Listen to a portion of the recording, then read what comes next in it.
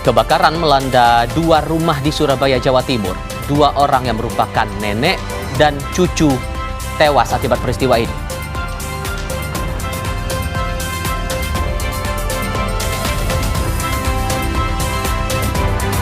Ratusan pegawai retail modern mendatangi kantor Bupati Lombok Tengah 22 Mei lalu mendesak pencarian solusi atas penutupan gerai tempat mereka bekerja.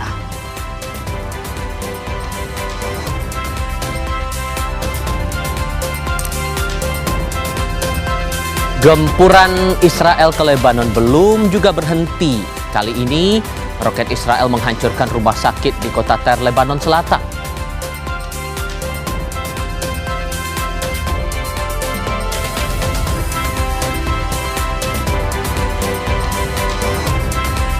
Empat tahun perang Rusia-Ukraina belum juga usai.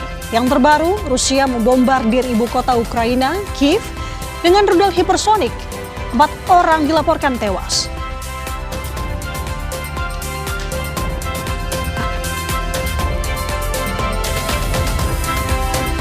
Jutaan jamaah haji mulai diberangkatkan menuju Arafah.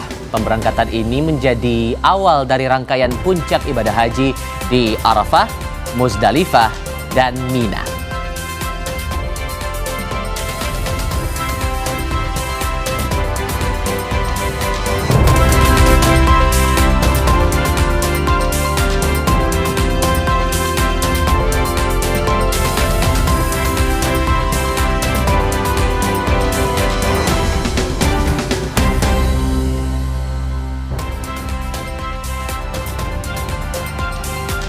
Halo, selamat pagi saudara, selamat pagi Indonesia. Senang sekali Sapa Indonesia Pagi kembali hadir menemani Anda di hari Selasa 26 Mei 2026.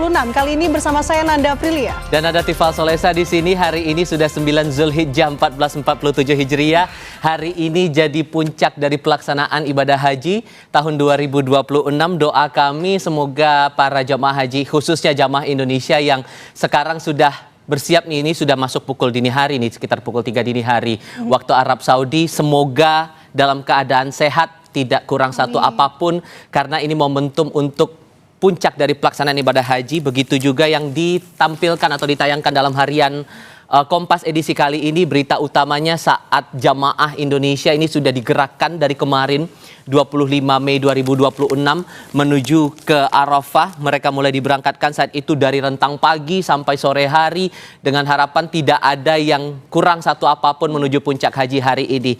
Tidak ada doa yang paling baik selain mengharapkan seluruh jamaah ini bisa melaksanakan ibadah dengan lancar tanpa kurang satu apapun juga ya Nanda. Amin, amin. Karena betul ini sudah puncak haji, artinya momen Arbusna ini cukup panjang dan juga yang menjadi perhatian adalah tentu selain memang petugas yang berjaga di sana adalah dari jemaah haji itu sendiri untuk bisa saling menjaga rekan-rekannya. Karena kenapa? Di sana juga diprediksi bahwa nanti di dalam masa puncak haji ini suhu udara di Arab Saudi mencapai 50 derajat Celcius.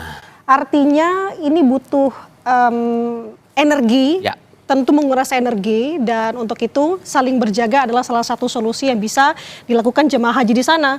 Selain fokus ibadah juga kita tentu fokus untuk bisa memperhatikan sesama di sana. Jadi setuju dengan apa kata Tifal, ini menjadi doa bersama untuk jemaah haji di sana. Aduh, agak ini ya. Jangan melo-melo dulu, jangan melo dulu. Kita harus bahagia untuk menghadapi hari ini karena momennya sudah dinanti-nanti, terutama mereka yang sudah mengharapkan bisa melaksanakan ibadah haji. Nunggu belasan tahun sampai akhirnya sampai di momentum ini, terutama petugas haji. Ada beberapa rekan kita juga yang menjadi petugas haji di bagian media center haji tahun 2026 ini. Layanan terhadap jamaah juga harus jadi prioritas khususnya bagi lansia. Itu doa kita semua. Dan besok menuju Idul Adha, sudah siapkan apa? Pasti anak-anak nih gak sabar untuk ngeliat potong kambing dan sapi. Biasanya kan gitu ya. Hati-hati ya konsumsinya ya. Tolong tahan-tahan dulu. jangan dipikirin dulu yang lain-lain. Kita berharap dulu untuk pelaksanaan puncak haji kali ini. Dan nanti kami akan sajikan itu lebih lengkap saat kami akan bawakan Anda pada breaking news di pukul 9 waktu Indonesia Barat menuju ke detik-detik pelaksanaan puncak haji 2026. Tapi untuk Sapa Indonesia Pagi seperti biasa, kami akan mulai jumpa kita dengan ragam peristiwa. Terlebih dahulu, ada dua rumah di Jalan Banyu Urip Kidul, Surabaya, Jawa Timur yang hangus terbakar pada Selasa dini hari. 2 orang tewas akibat peristiwa ini.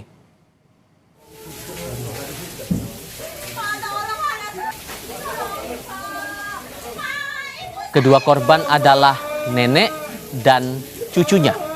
Sementara 4 korban lain berhasil menyelamatkan diri dengan melompat dari lantai 2 rumah. Api diduga berasal dari korsleting baterai sepeda listrik di salah satu rumah. Api dengan cepat membesar hingga membakar bangunan. Sebanyak 14 mobil pemadam kebakaran diturunkan untuk memadamkan api. Korban tewas kemudian dibawa ke RSUD Dr. Sutomo Surabaya, sementara korban luka menjalani perawatan di rumah sakit.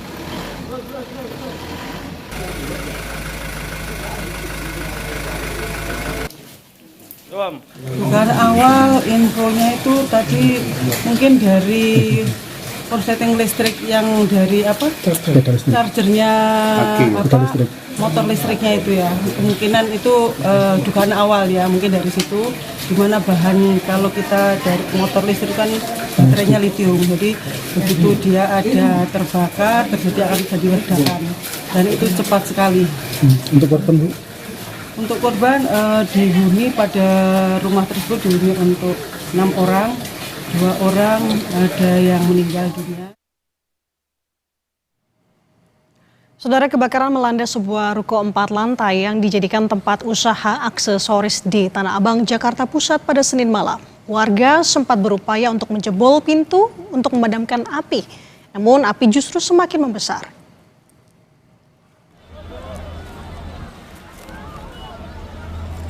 Kobaran api disertai dengan asap hitam pekat keluar dari sebuah ruko 4 lantai di Jalan H. Fakhrudin, Tanah Abang, Jakarta Pusat pada Senin malam.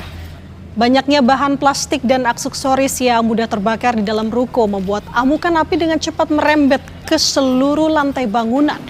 Petugas pemadam kebakaran yang tiba di lokasi langsung berupaya melakukan proses pemadaman agar api tak merembet ke bangunan di sekitarnya.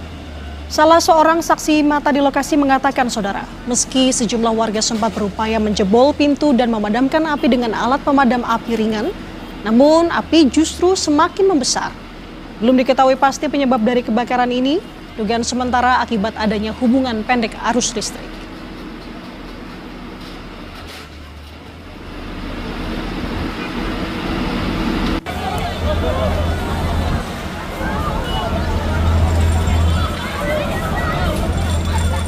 Kita ke wilayah Indonesia Tengah, kebakaran menghanguskan rumah warga di Jalan Antasan Kecil Timur Banjarmasin, Kalimantan Selatan Senin malam. Kebakaran diduga bermula dari bagian dapur rumah kosong.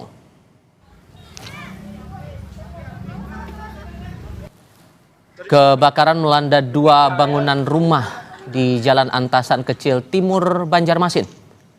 1 rumah ludes terbakar, sementara 1 rumah lainnya ikut terdampak. Warga yang mengetahui kejadian sempat berupaya memadamkan api, namun besarnya api membuat petugas pemadam diterjunkan ke lokasi. Api berhasil padam setelah 30 menit. Tidak ada korban jiwa, namun penyebab pasti kebakaran masih diselidiki.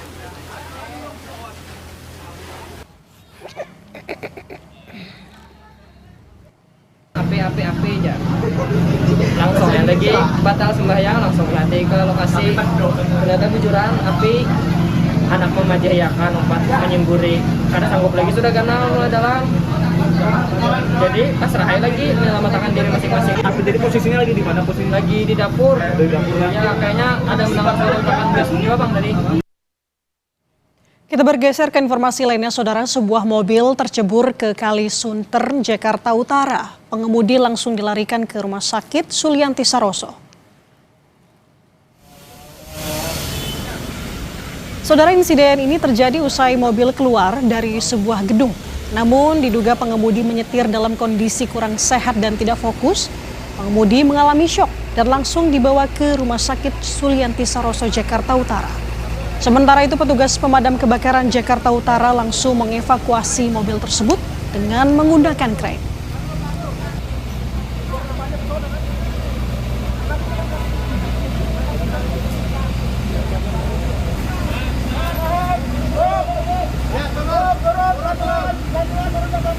Masih dari ibu kota, berkendara dalam kondisi mabuk, seorang pengendara motor menabrak polisi yang sedang melakukan razia di Gambir, Jakarta Pusat.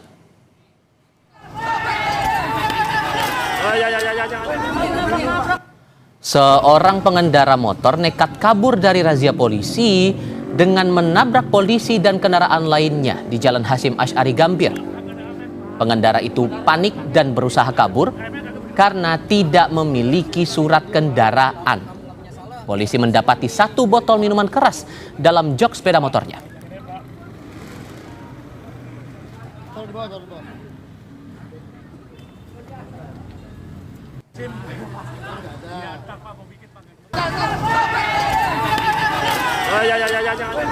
Panik ya. Jadi dengan adanya kehadiran polisi, kemudian diberhentikan baik-baik tidak mau, kemudian dia panik dan menabrak anggota kepolisian. Tapi sudah kita amankan dan kita lakukan penindakan. Polisi mabuk atau sadar? Sementara ini kelihatannya tidak sadar karena memang ditemukan minuman keras ya. Emosi karena utang koperasi sebesar Rp1 juta tak dibayar, seorang pegawai koperasi menembak seorang aparatur sipil negara di kota Metro Lampung. Pelaku diketahui kerap membawa senjata api saat menagih hutang. Kita itu siapa? Sumpah ditembak. Ini jembatan hitam ini. Warga Kecamatan Metro Barat, Kota Metro, Lampung, Sabtu malam digegerkan dengan tewasnya Dedi Christian Agung. Korban tewas karena ditembak oleh Fajar Jayaputra, seorang pegawai koperasi saat membantu istrinya berjualan. Penembakan terjadi usai keduanya terlibat cekcok saat pelaku menagih hutang koperasi sebesar Rp1 juta. Sehari pasca penembakan, pelaku menyerahkan diri ke polisi karena takut diburu oleh polisi jika terlalu lama melarikan diri. Selama ini pelaku diketahui kerap membawa senjata api saat menagih hutang. Datang ke tempat usaha korban, kemudian melakukan penagihan terhadap hutang korban sebesar Rp1 juta. Kemudian terjadi keributan antara korban dengan tersangka. Selanjutnya tersangka mengeluarkan senjata api dan melakukan penembakan terhadap korban. Korban yang merupakan pegawai negeri sipil ini dimakamkan di tempat pemakaman umum setempat. Keluarga korban menuntut pelaku dihukum seberat-beratnya. Pelaku dihukum seberat-beratnya, nyawa dibayar dengan nyawa karena dia sudah menghilangkan suami saya dan kami punya tanggungan 2 orang anak yang masih kecil-kecil. Apa sanggup keluarganya ganti rugi semuanya? Nggak bisa dengan nominal atau mengembalikan nyawa suami saya. Nggak ada yang bisa. Saya cuma minta nyawa dibayar dengan nyawa dan dihukum seberat-beratnya. Akibat perbuatannya, pelaku terancam hukuman maksimal 10 tahun penjara. Roma Afria Idam, Kompas TV, Lampung. Peristiwa lainnya, 2 wisatawan asal Austria tewas usai terjatuh dari jembatan setinggi 10 meter di Manggarai Barat, Nusa Tenggara Timur.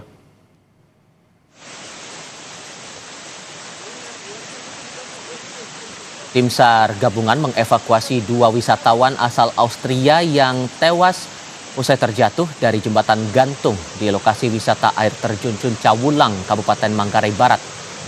2 wisatawan jatuh saat jembatan yang dilewati ambruk. Jembatan gantung itu terbuat dari kayu.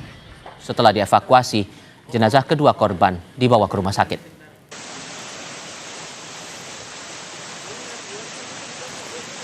Wisatawan mancanegara yang terjatuh di jembatan gantung Cuncawulang, Kabupaten Manggarai Barat. Kantor Pencarian Pertolongan Muniri terima informasi dari Kepala BPBD Manggarai Barat menginformasikan bahwa ada 2 orang terjatuh di jembatan gantung di Cuncawulang, Kabupaten Manggarai Barat. Kita ke sorotan lain, saudara. Pasangan pengantin menjadi korban penipuan penyedia jasa wedding organizer atau penyelenggara pernikahan di Bekasi, Jawa Barat. Korban telah melaporkan kasus ini ke polisi.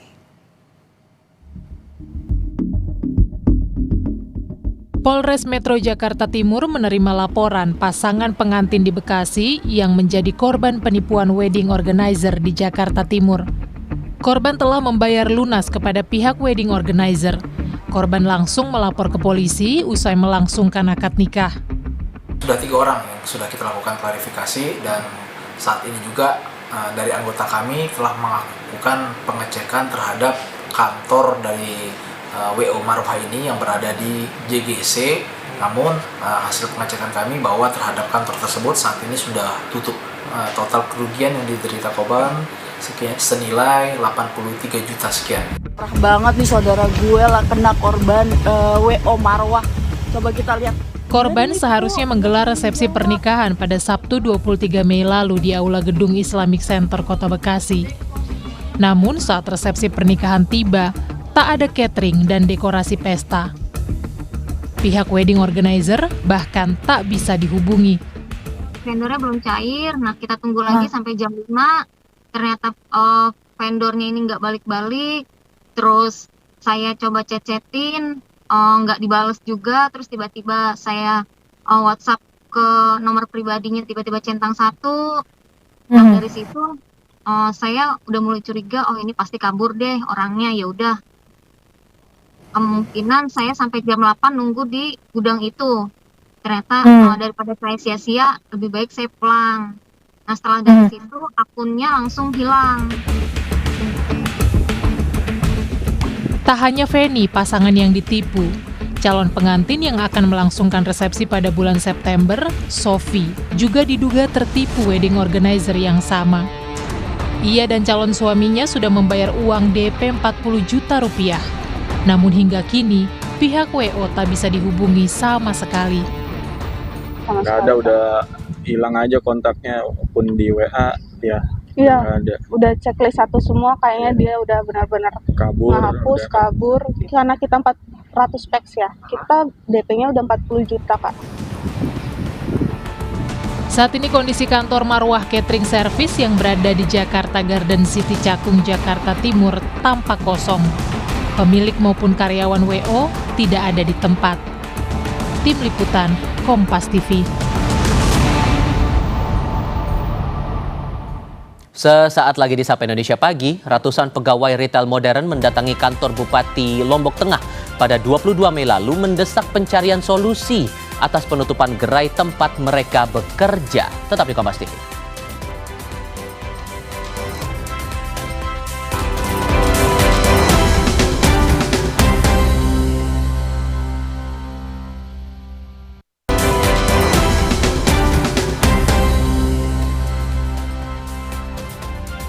Kembali lagi di Sapa Indonesia Pagi, Saudara. Ratusan pegawai retail modern mendatangi kantor Bupati Lombok Tengah pada 22 Mei lalu. Mereka mendesak pencarian solusi atas penutupan gerai tempat mereka bekerja. Perwakilan pegawai mengaku ada ratusan orang pegawai menggantungkan hidup di retail modern sehingga dengan adanya penutupan ini menyebabkan pengangguran baru. Sementara pihak Pemkab mengaku penutupan dilakukan karena gerai retail modern melanggar Perda nomor 7 tahun 2021 di mana jarak pembangunan minimal 1 km dari pasar rakyat.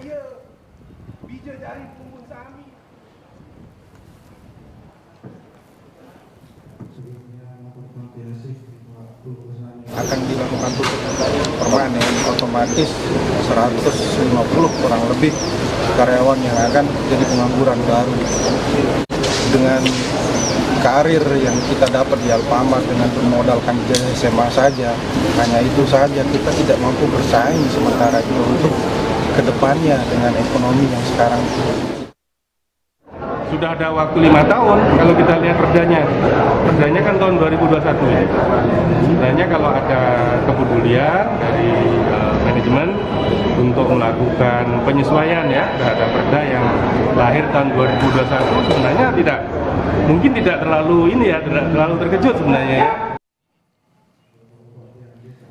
Sementara itu, Saudara, Menteri Perdagangan Budi Santoso menegaskan penutupan 25 gerai retail modern di Lombok Tengah, Nusa Tenggara Barat berkaitan dengan perizinan dari pemerintah daerah. Menteri Budi mengatakan pembangunan minimarket diatur dalam Rencana Detail Tata Ruang atau RDTR. Perizinan pendirian gerai pun menjadi kewenangan pemerintah daerah. Meski belum mengetahui detail penyebab penutupan 25 gerai retail modern ini, namun Budi pastikan tidak ada isu lain di luar perizinan.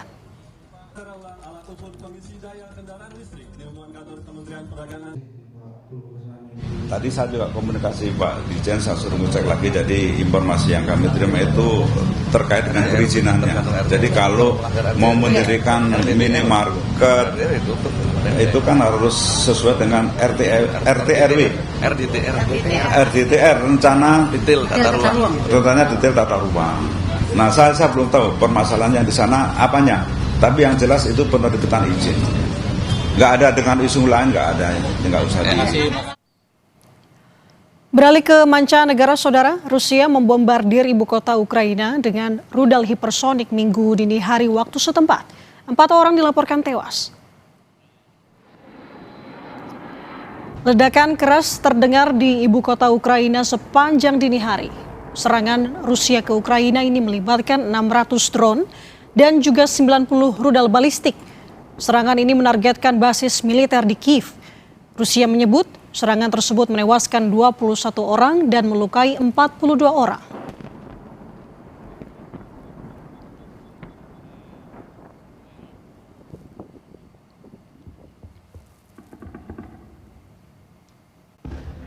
Pertahanan udara Ukraina mencegat 549 drone dan 55 rudal Rusia. Sirine serangan udara meraung sepanjang malam akibat serangan ini.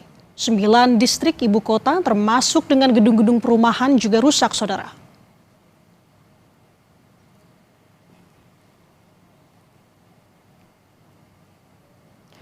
Presiden Ukraina menyebut Rusia sudah 3 kali menggunakan rudal Oreshnik dalam perang. Sejumlah negara Eropa seperti Jerman dan juga Prancis mengecam keras Rusia atas penggunaan Oreshnik yang merupakan senjata dengan kemampuan membawa hulu nuklir. Presiden Ukraina mendesak Amerika Serikat dan juga Eropa untuk segera mengambil keputusan tegas dalam memperkuat pertahanan udara Ukraina guna menekan Rusia agar menghentikan agresi dan juga memulai proses perdamaian.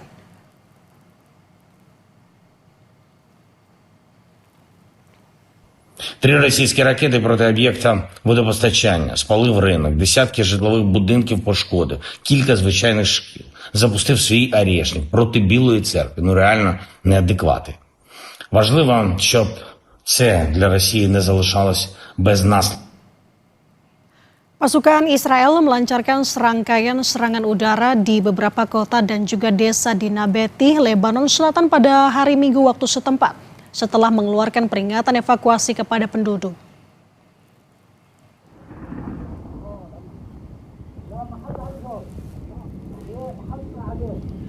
Rekaman video ini menunjukkan, saudara, kepulan asap tebal membumbung ke langit sementara suara ledakan bergema di seluruh wilayah tersebut. Menurut media Lebanon, setidaknya 3 orang tewas dalam pemboman tersebut yang menyebabkan beberapa bangunan rusak. Sebelumnya, saudara, Israel mengeluarkan peringatan evakuasi kepada warga.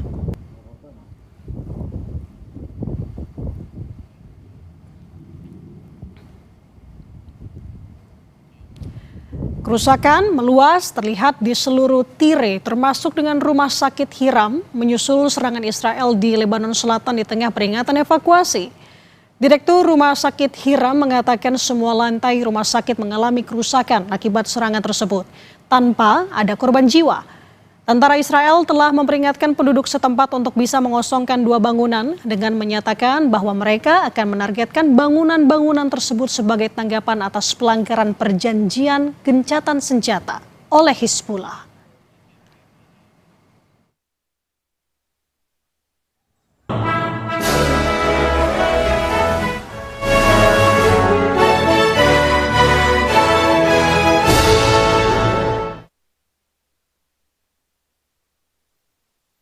Memberikan perlindungan serta hak anak dan perempuan pasca perceraian, Pengadilan Tinggi Agama Pontianak jalin kerjasama dengan Badan Amil Zakat Nasional Kalbar untuk memberikan perlindungan yang maksimal melalui bantuan pendidikan dan permodalan usaha. Acara berlangsung di Balai Petitih Kalbar pada Selasa 19 Mei 2026. Kerjasama ini bertujuan untuk memastikan hak dan kebutuhan anak terpenuhi. Nantinya akan dibuat pola kerjasama Basnas bagaimana memastikan bantuan untuk melanjutkan hidup dan pendidikan bagi anak dan perempuan pasca perceraian. Pengadilan Tinggi Agama Pontianak akan bekerja sama dengan Kejaksaan, Polisi, dan Dinas Pemberdayaan Perlindungan Perempuan dan Anak Kalimantan Barat. Alhamdulillah pada hari ini sudah dilakukan penandatanganan nota kesepahaman antara Pengadilan Tinggi Agama Pontianak dengan Basnas Provinsi Kalimantan Barat. Nanti kita akan menindaklanjuti dalam bentuk integrasi aplikasi, yaitu data perceraian yang ada di Kalimantan Barat dalam aplikasi kami Simora namanya. Nanti kami akan kirimkan data itu dan terintegrasi ke Basnas. Kemudian selanjutnya Basnas akan melakukan verifikasi terhadap anak-anak yang menjadi korban perceraian dan perempuan yang menjadi korban perceraian itu apakah termasuk ke dalam kelompok asnaf yang 8 pihak yang berhak menerima zakat. Kalau ternyata mereka itu adalah orang-orang yang berhak menerima zakat, nanti akan ada berapa skema.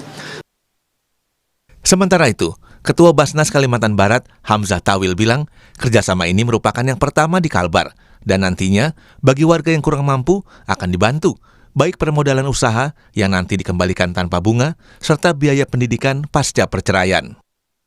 Nah nanti tentu kami juga dari MOU ini, nanti turunannya juga kita akan memperkuat unit pengumpul zakat di lembaga peradilan. Kemudian kita juga membangun sinergi dengan Basnas Kabupaten dan Kota se-Kalimantan Barat. Nanti dari data-data mustahik, data-data akibat perceraian nanti kita akan lakukan asesmen. Artinya kalau zakat ini kan memang harus masuk pada asnaf, 8 asnaf. Artinya mungkin di sini asnaf fakir dan miskin. Nah, setelah kita nanti masuk pada asnaf fakir miskin misalnya, dan kita lihat lagi apa skala prioritasnya, mungkin pembiayaan untuk anak sekolah. Berdasarkan data Pengadilan Tinggi Agama Pontianak, kasus perceraian di Kalbar cukup tinggi, yakni 9.000 hingga 12.000 orang setiap tahunnya. Harapannya, kerjasama ini bisa memberikan dampak positif bagi kelompok rentan pasca perceraian. Samsul Hardi, Kompas TV Pontianak, Kalimantan Barat.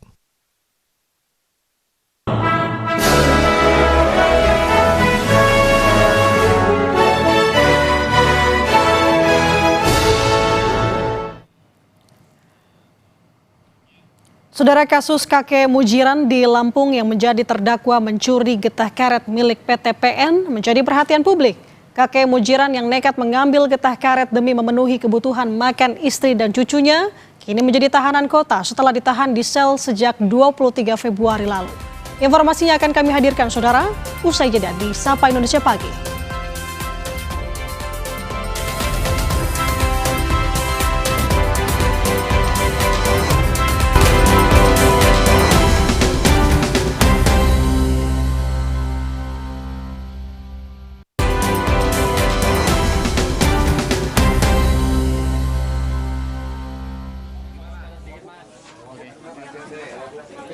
Senin sore, Mujiran keluar dari Lembaga Pemasyarakatan Kalianda bersama pihak keluarga.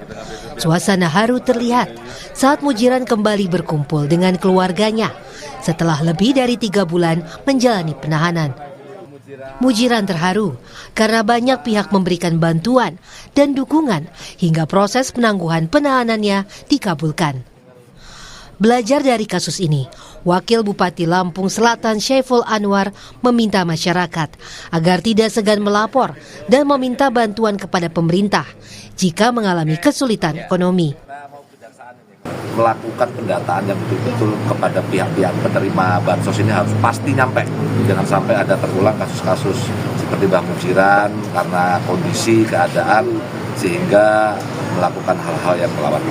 Kita juga mengingatkan kembali kepada seluruh masyarakat apabila dalam kondisi darurat seperti betul-betul tidak bisa makan, berkoordinasilah dengan tetangga paling dekat, dengan aparat paling dekat, nanti insya Allah pemerintah, semua pihak, DPR, BTP juga akan ikut membantu. Dalam proses penyelesaian perkara ini, pihak PT PN juga menyampaikan permohonan maaf kepada Mujiran.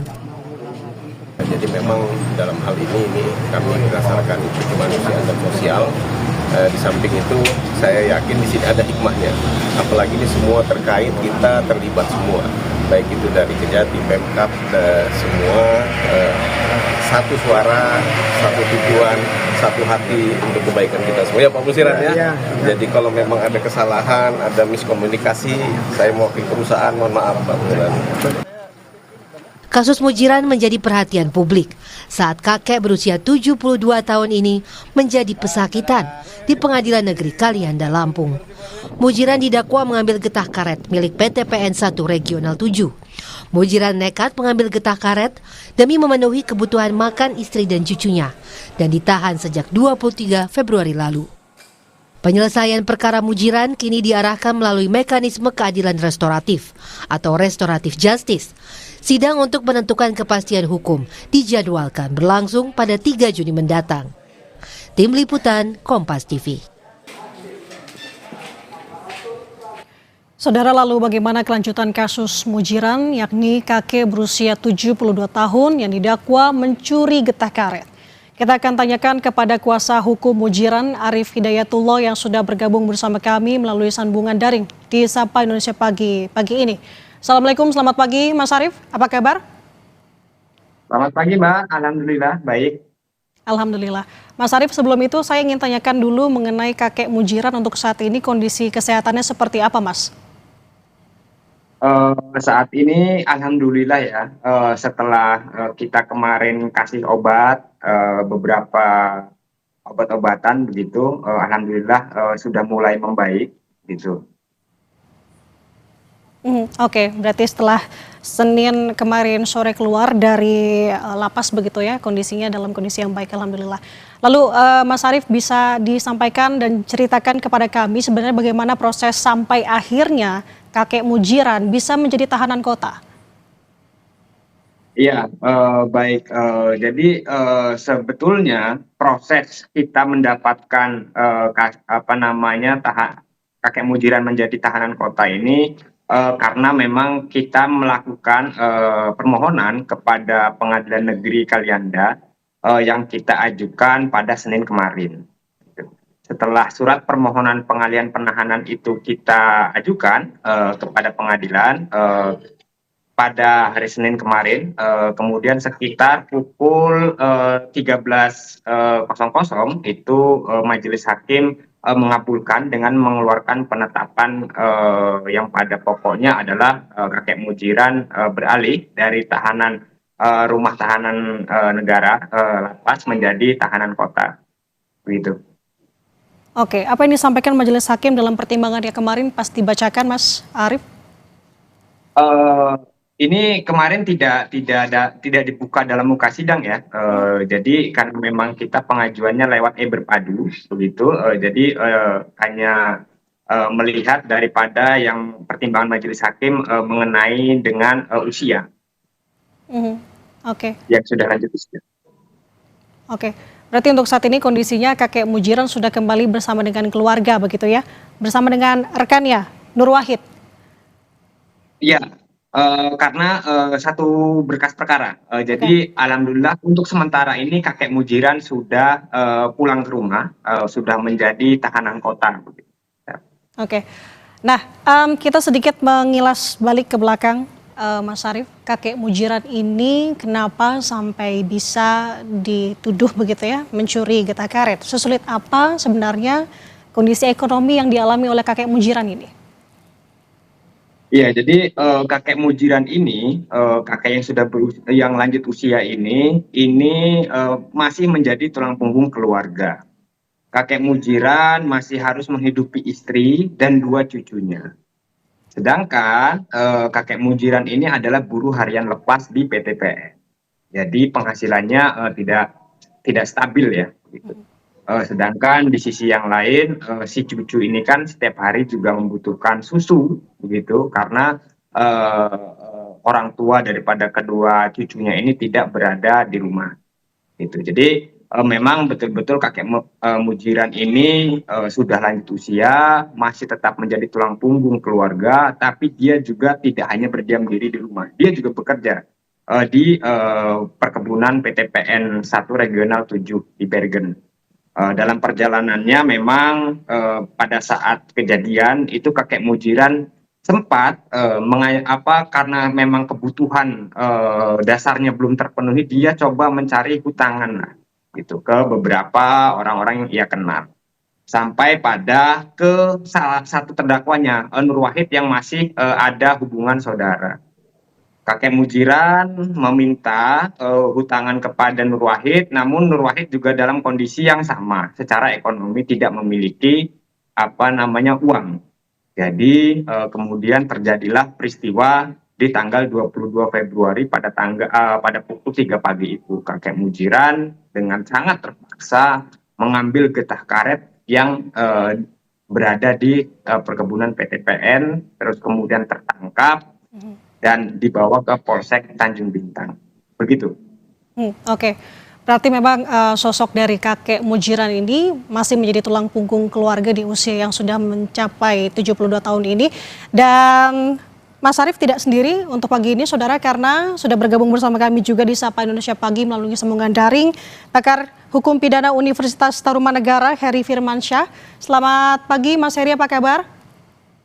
Selamat pagi, Mbak. Alhamdulillah baik. Assalamualaikum warahmatullahi wabarakatuh. Waalaikumsalam warahmatullahi wabarakatuh. Nah, kalau begitu saya ingin tanyakan langsung ke Mas Heri. Tadi sudah dijelaskan terkait dengan duduk perkara oleh kuasa hukum dari kakek Mujiran, Mas Arief.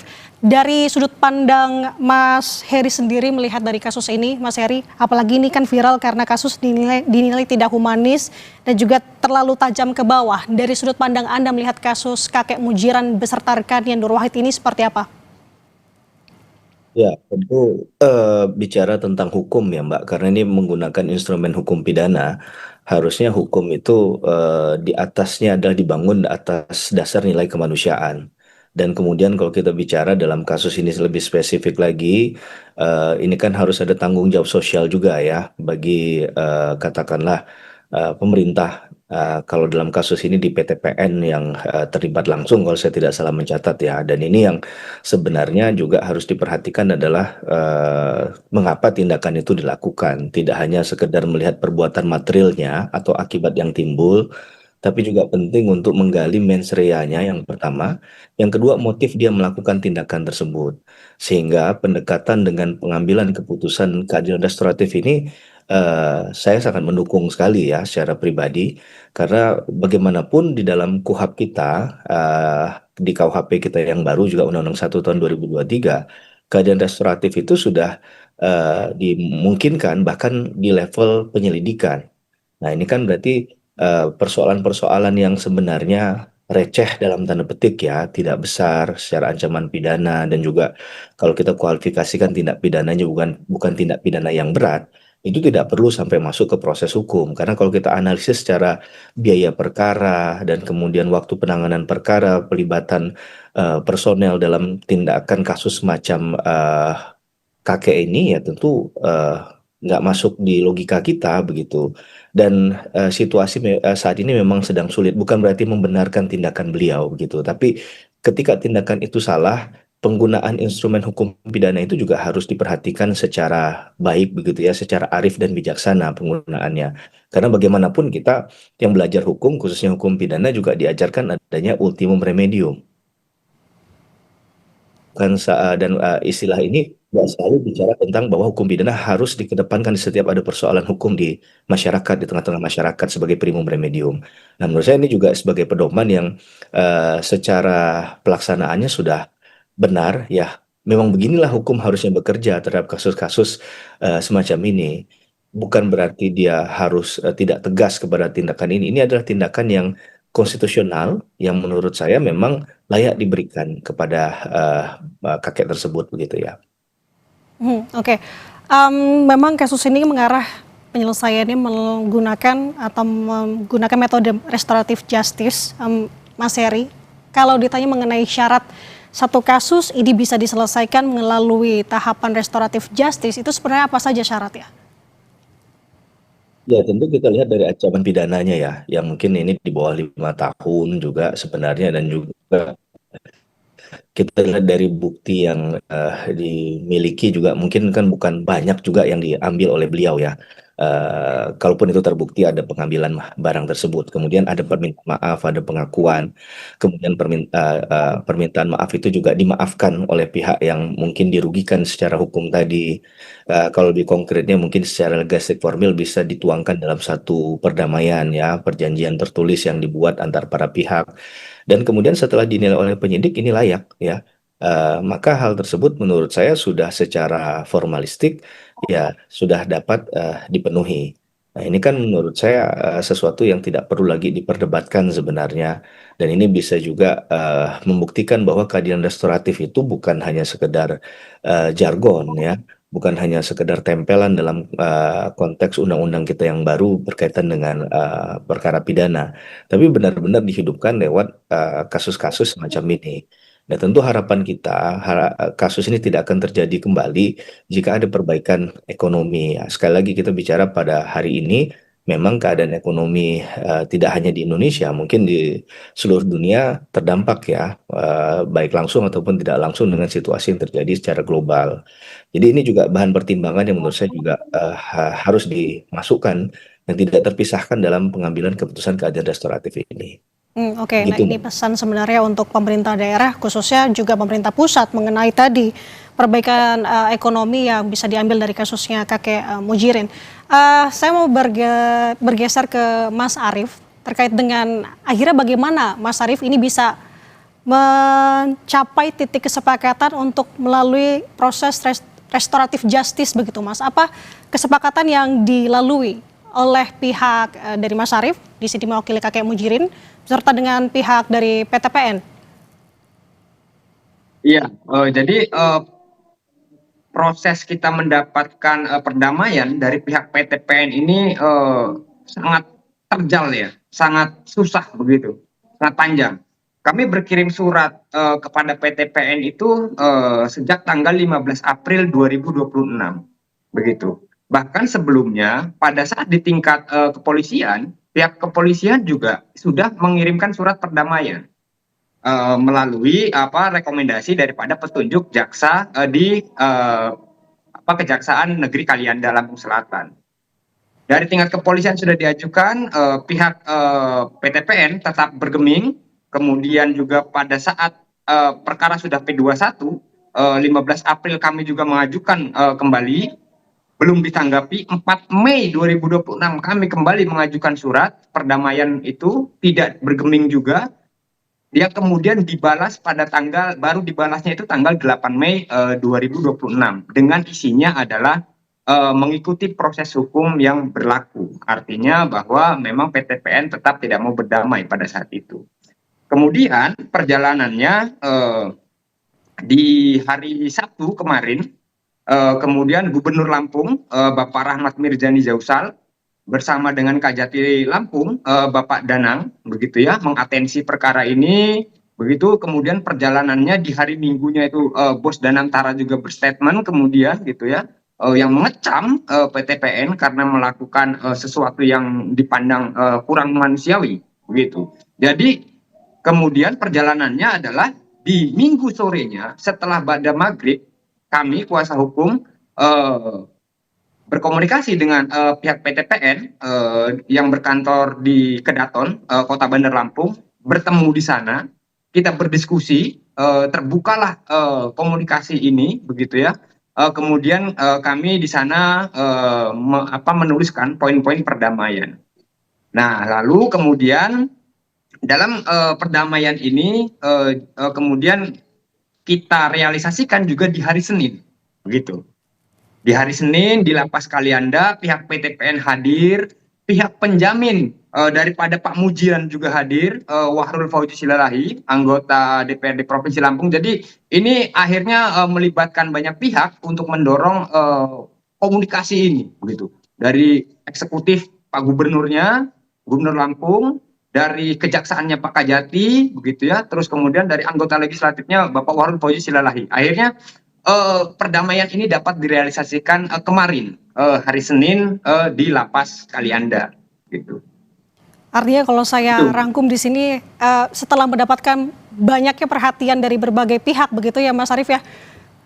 Ya, terutama kawan-kawan media ya, yang dari awal juga kawan-kawan media ini mengawal. Kami sangat berterima kasih terhadap kawan-kawan media yang terus mengawal kasus ini sedari awal. Tentu kita kawal kasus seperti ini. Dan Mas Arief, untuk sidang lanjutannya seperti apa, khususnya mekanisme keadilan restoratif untuk selanjutnya? Ya, Saya juga sekaligus meluruskan yang ada di media sosial yang sekarang, karena memang sudah menjadi atensi publik. Banyak sekali yang bilang bahwa kakek Mujiran sudah bebas, kakek Mujiran sudah menghirup udara segar dan lain-lain, sudah bebas dari hukum dan lain-lain.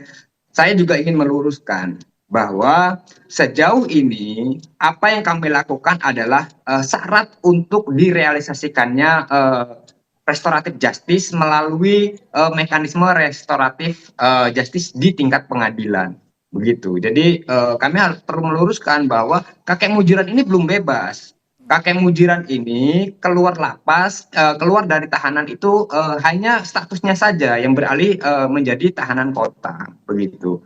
Nah, kemudian syarat-syarat yang sudah kami lakukan ini nanti akan kami bawa ke muka sidang pada tanggal 3 Juni 2026.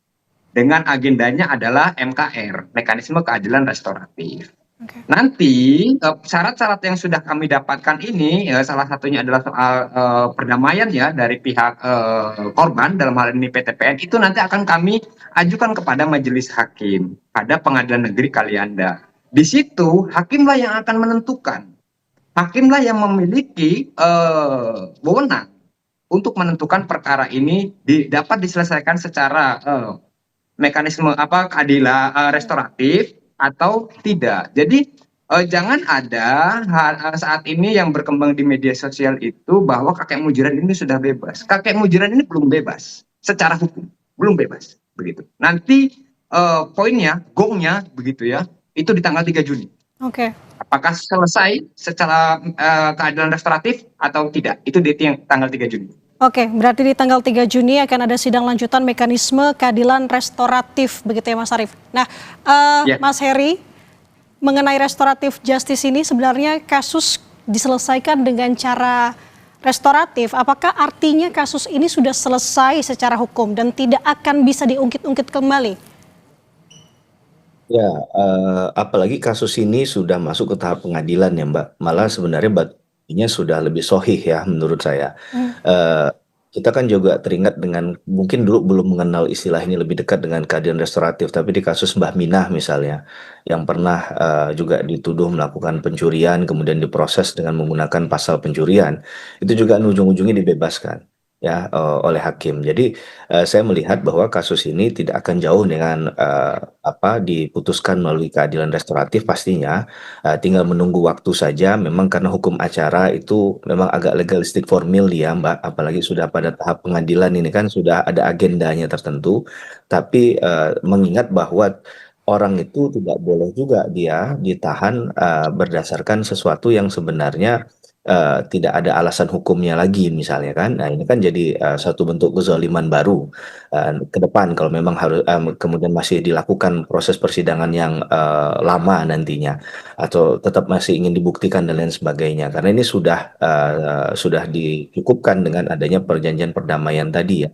yang sudah dibuat antar para pihak. Berarti ada pihak yang memberikan maaf, ada pihak yang meminta maaf terhadap perbuatan itu, dan case is closed gitu. Karena kalau melihat dari buktinya, sekali lagi motif dia melakukan perbuatan itu kan juga sebenarnya very clear di sini ya, bukan untuk kemudian memperkaya dirinya begitu, tapi hanya desakan kebutuhan ekonomi. Sekali lagi yang kita garis bawahi bukan berarti membenarkan tindakan apapun ya terhadap perbuatan mengambil barang milik orang lain tadi, tapi hukum harus melihat dalam konteks ini sejauh itu tadi, secara pilar-pilar kemanusiaannya tadi ya, agar hukum yang ditegakkan itu memang hukum yang memberikan rasa keadilan. Karena sekarang bicara tentang hukum kita yang dalam konteks pidana dewasa ini kan nggak hanya bicara dalam satu bentuk keadilan, sekalian salah satunya ada keadilan korektif, ada keadilan rehabilitatif begitu. Jadi ini diupayakan, memang sekarang itu pidana penjara sudah tidak lagi jadi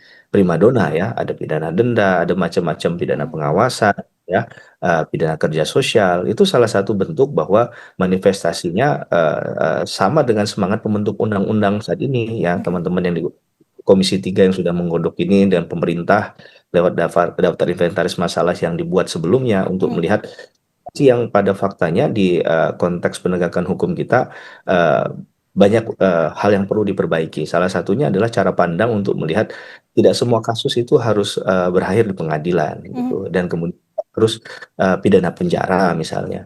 Apalagi kasus ini secara jelas ya, ini sebenarnya juga jadi tanggung jawab sosial ya, sekali lagi tanggung jawab sosial bagi perusahaan di sekitar tempat warga sekitar yang seharusnya bisa juga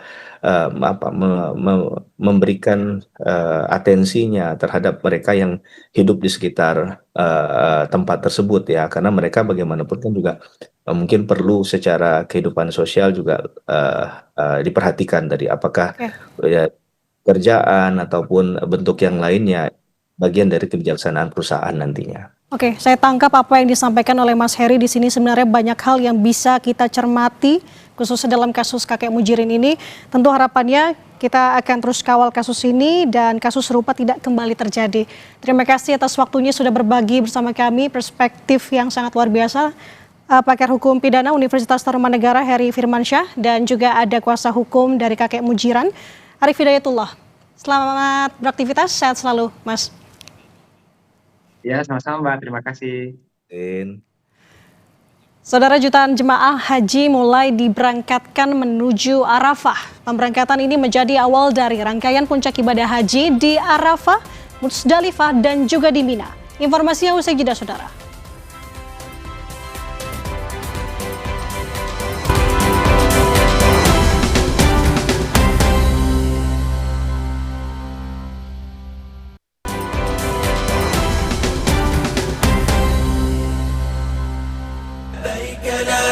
شريك لك لبيك إن الحمد والنعمة لك والملك لا شريك لك.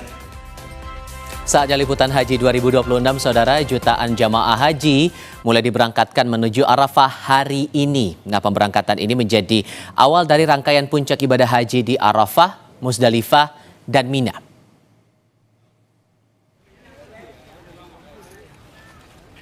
Itu dia, ribuan jemaah haji berkumpul di Mina sebelum menuju Padang Arafah untuk menjalani wukuf. Sebagian jemaah terlihat berjalan kaki dan menggunakan bus menuju Arafah. Otoritas Arab Saudi menyebut lebih dari 1,5 juta jemaah dari luar negeri telah tiba untuk menunaikan ibadah haji. Pemerintah Arab Saudi meningkatkan pengamanan dan pengaturan jemaah untuk mengantisipasi cuaca panas ekstrem yang mencapai 48 derajat Celcius selama musim haji.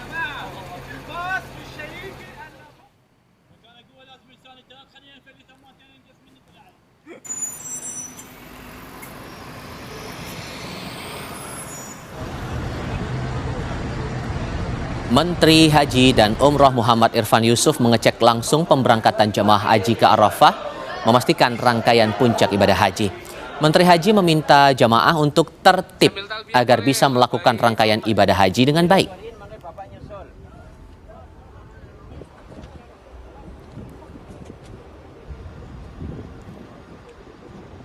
Himbauan jemaah haji, ikuti arahan-arahan dari pimpinan regu, pimpinan rombongan, pimpinan kloter. Itu semua dalam rangka memberikan keamanan, kenyamanan, dan kepastian pada jamaah.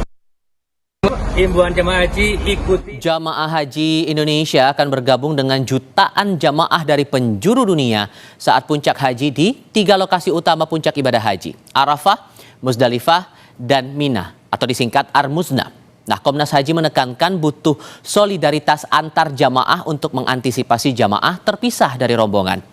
Ketua Komnas Haji Mustolih Siraj menyebut puncak haji di Arafah, Muzdalifah, dan Mina atau Armuzna merupakan momen yang paling dinantikan jamaah seluruh dunia, sehingga di waktu bersamaan jutaan jamaah akan berkumpul di satu lokasi yang sama.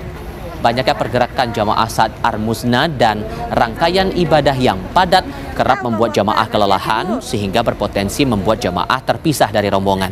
Menurutnya, dengan kondisi tersebut dibutuhkan kepedulian yang tinggi sesama jamaah untuk saling jaga dan saling bantu agar tidak ada jamaah yang terpencar dari rombongan, sekaligus demi kelancaran pelaksanaan puncak ibadah haji di Armuzna. Jamaah tidak hanya tidak hanya bertumpu atau berharap pada pertolongan petugas, tapi juga secara mandiri Komnas Haji mendorong agar jamaah haji satu sama lain saling menjaga, satu sama lain saling membantu, satu sama lain saling menolong agar tetap dalam satu barisan, tetap kompak, dan tetap kemudian tidak terpisah dari rombongannya. Nah, ini penting. Nah, makanya saya istilahkan situasi seperti ini adalah jamaah haji harus jaga jamaah. Intinya pada hari ini penting untuk jamaah menjaga jamaah lainnya. Hari Arafah adalah hari paling penting dalam rangkaian ibadah haji. Banyak hal yang harus disiapkan jemaah sebelum berangkat ke Arafah. Berikut liputan jurnalis Kompas TV Merita Effendi dari Mekah, Arab Saudi. Assalamualaikum warahmatullahi wabarakatuh, pemirsa Kompas TV. Kita sudah masuk ke dalam tahapan puncak haji. Kami akan berangkat menuju Arafah. Saya mau lihat dulu persiapan sejumlah jamaah haji khusus Patuna sebelum bertolak ke Arafah. Kita ketok dulu yuk. Assalamualaikum. Waalaikumsalam. Wah, sudah ada. Ngintip boleh ke dalam, Mbak? Boleh ya. Ayo. Tinggal di packing. Oke. Waduh, udah lengkap ya. Ada apa aja nih, Mbak? Ini ada baju ganti, terus ada mukena, sajadah lipat, waslap yang unscented, masker, tisu kewanitaan, payung, topi, dan power bank udah ada dalam tas. Udah ada dalam tas, sudah siap menuju puncak haji. Bismillah ya, semoga lancar semuanya. Baik, terima kasih Mbak Oska. Saya mau ngintip lagi ke jemaah yang lain. Bagaimana persiapannya? Makasih sudah digangguin ya Mbak. Dadah. Bismillah ada. Wah, cepet langsung dibuka. Waalaikumsalam. Udah siap Mbak Dewi? Ayo boleh masuk. Boleh. Udah langsung disuruh masuk. Persiapannya untuk dibawa ke Arafah apa aja? Boleh lihat dong ya. Kebetulan ini ada mukenanya. Oke, ini mukenanya nanti dipakainya pas kapan? Ini mukena dipakai pas tawaf ifadah. Tawaf ifadah. Terus apa lagi tuh? Ada Al-Quran dan buku doa. Masya Allah. Ada kipas 2 jenis. Wah bener, ini penting banget sih ya. Penting karena infonya kan di sana memang cuaca kan lumayan ekstrim, jadi kita tetap berjaga-jaga. Siap. Itu aja sih paling. Oke. Saya mau ke kamar lain. Nah, ini saya mau lihat kamar ketiga. Kita cek ya. Kita bel dulu. Masih ada orangnya nggak ya? Masih ada orangnya. Assalamualaikum Ibu Nadia. Belum siap-siap turun kan? Belum siap-siap turun. Apa ini? Apa ini? Aku mau lihat dong persiapannya menuju Arafah, boleh? Boleh. Ihram buat Bapak ya. Dan ini satu tas sudah siap nih. Udah siap, udah semua, tapi aku nggak mau bongkar lagi ya karena udah. Aku juga nggak tega sebenarnya. Tapi isinya apa aja itu, Bu? Sebenarnya persiapan buat kita mabit, kemudian di Arafah dan semuanya itu ada payung, ada topi, kacamata hitam karena kita akan panas banget suhunya katanya sampai persiapkan diri ya. 45 sampai 47 derajat. Ada spray untuk muka, kemudian yang penting Al-Quran, kemudian persiapan doa. Persiapan doa. Betul. Bapak di belakang udah nungguin. Udah mau siap-siap turun. Ya udah nggak apa-apa. Mudah-mudahan nanti kita semuanya berjalan lancar ya. Ibu sini dulu dong sama aku. Kita berdoa sama-sama Arafah nanti kita berjalan lancar. Amin. Sudah, yang penting udah mempersiapkan doa-doa. Insyaallah. Apa yang akan diminta ke Allah? Insyaallah ini karena kesempatan yang paling lagi dibuka-bukanya nih. Gitu. Jadi kita siapin. Oke, baik. Bismillahirrahmanirrahim. Mohon doanya berjalan lancar, wukuf di Arafah semuanya berjalan baik, semuanya sehat, dan yang paling penting manfaatkan waktu terbaik karena Arafah adalah inti dari ibadah haji. Merita Effendi, Kompas TV Mekah, Arab Saudi. Insya Allah lancar-lancar untuk ibadah puncak haji kali ini. Kita bicara jelang Idul Adha, saudara. Sapi kurban bantuan Presiden Republik Indonesia Prabowo Subianto untuk Gorontalo resmi diserahkan. Nah, sapi berbobot 1,1 ton ini dikelola masjid di Universitas Negeri Gorontalo. Sapi kurban bantuan Presiden Prabowo untuk Provinsi Gorontalo resmi diserahkan melalui pemerintah provinsi. Tahun ini, sapi kurban Presiden dikelola oleh masjid yang berada di lingkungan Universitas Negeri Gorontalo. Sapi jenis limosin ini berbobot sekitar 1,1 ton dan berusia 3 tahun 8 bulan.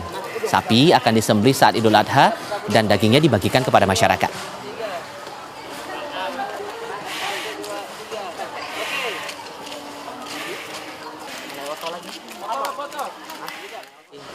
dari 1 bulan lalu saya mendaftarkan sapi saya untuk diseleksi untuk jadi sapi presiden, dan alhamdulillah dari pengecekan kesehatan, bobot berat badan, alhamdulillah kesehatan sehat, dan juga bobot berat badan dari 30 ekor yang diseleksi, sapi ini yang paling berat. Berapa ton? 1 ton 130. Di titik lain, sapi jumbo jenis limosin dengan bobot 900 kg terpilih menjadi sapi kurban Presiden Prabowo Subianto yang akan diserahkan untuk Kabupaten Karo, Sumatera Utara. Sapi ini dirawat oleh petani lokal asal Tiga Panah. Untuk memastikan kualitas daging, sapi ini dipantau kesehatannya hingga Idul Adha nanti. Nah, nantinya sapi akan dikurbankan di Masjid Tiga Panah, Kabupaten Karo saat Idul Adha.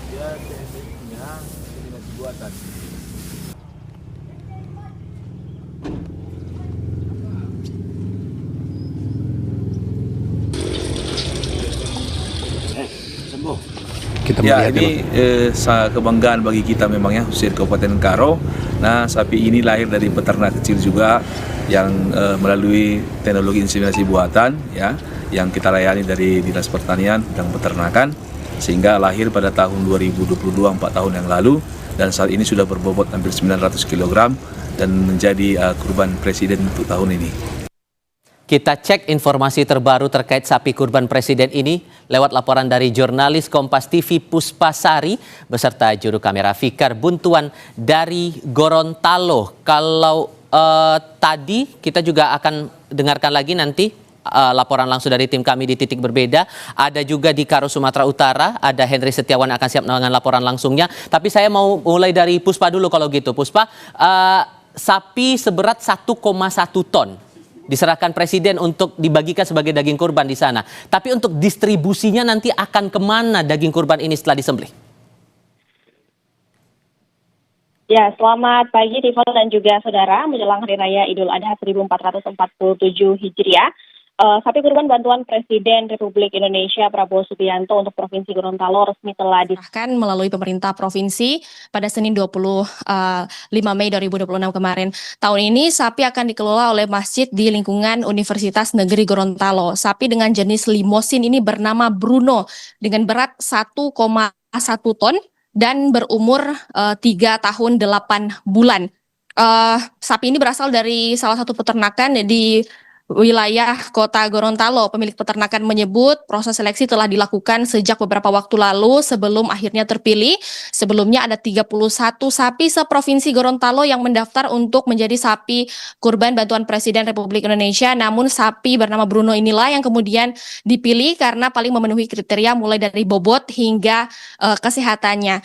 Pemilik peternakan juga bilang untuk menghasilkan sapi yang berkualitas baik seperti ini perlu dijemur setiap pagi dan harus diberi makan pakan yang bergizi. Di peternakan ini pun sudah 2 kali mendapat terpilih sapinya menjadi sapi bantuan Presiden tahun lalu untuk wilayah Kota Gorontalo, dan tahun ini ada 2 sapi untuk wilayah Kota Gorontalo dan Provinsi Gorontalo. Dan selanjutnya untuk Idul Adha yang akan jatuh pada esok hari 27 Mei 2026, sapi ini akan dikurbankan dan dagingnya akan dibagikan melalui Badan Takmirul Masjid di Universitas Negeri Gorontalo, Tifal.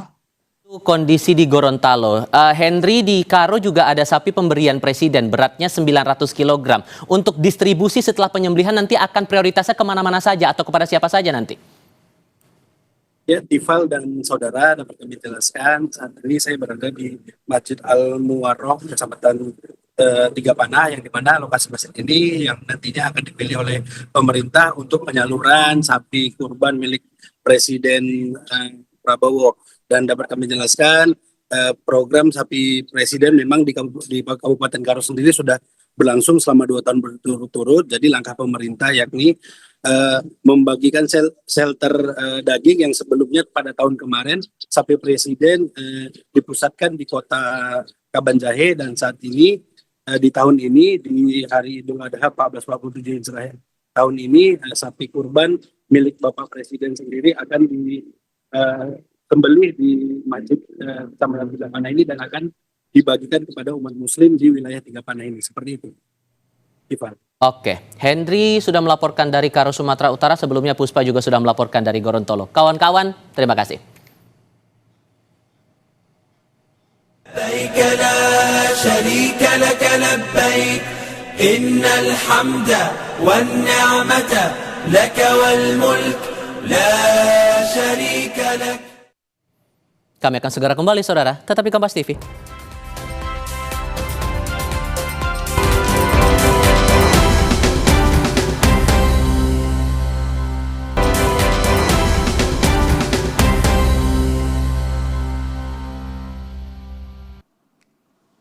Kembali di Sapa Indonesia Pagi, Saudara. Pemirsa, ibadah haji menjadi impian banyak masyarakat Indonesia. Namun seringkali terkendala biaya awal untuk mendapatkan nomor porsi haji.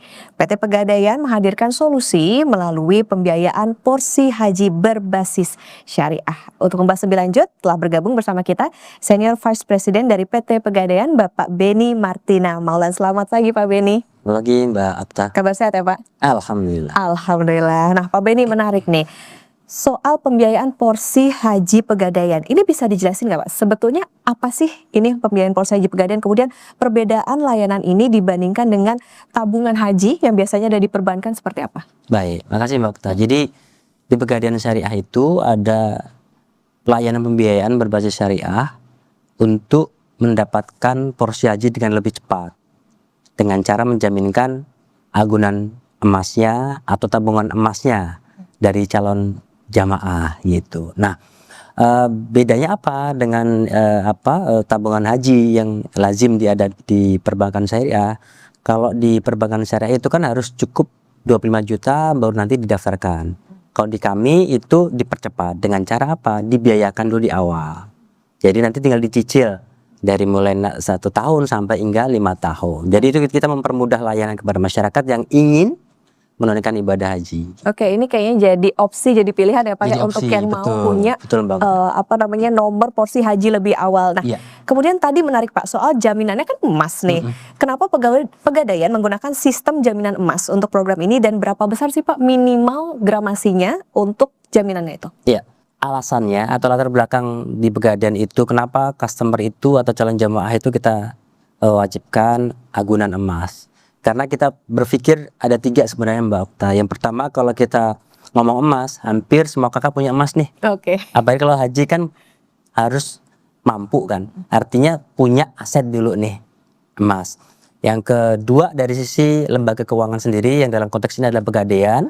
Itu pasti kalau kita ngomong emas itu satu alat atau instrumen yang lebih aman dibandingkan instrumen underlying yang lain. Even kayak fidusia kan pasti lebih semakin lama semakin turun. Yang ketiga karena kita pengen meningkatkan ekosistem emas karena kita sudah ditunjuk jadi bullion service, sehingga dengan konteks ini kita pengen mengeduket ke masyarakat benefit dari punya aset atau investasi emas. Terus syaratnya bagaimana dan berapa denomnya gitu.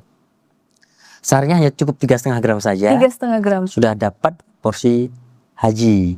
Ya 3,5 gram itu kalau sekarang evaluasinya sekitar 2, kalau per gramnya sekarang 2,7 ya kalikan 3,5 lah kira-kira gitu. Oke, bisa dikatakan ini justru lebih rendah ya Pak ya dari yang tadi denom diperbankan itu. Iya, begitu. Jadi tujuannya adalah sekarang ini kan daftar tunggu, masa tunggu kan sekitar rata-rata antar provinsi di sekitar 20 sampai 30 tahun. Ya rata-rata 24 tahunan lah.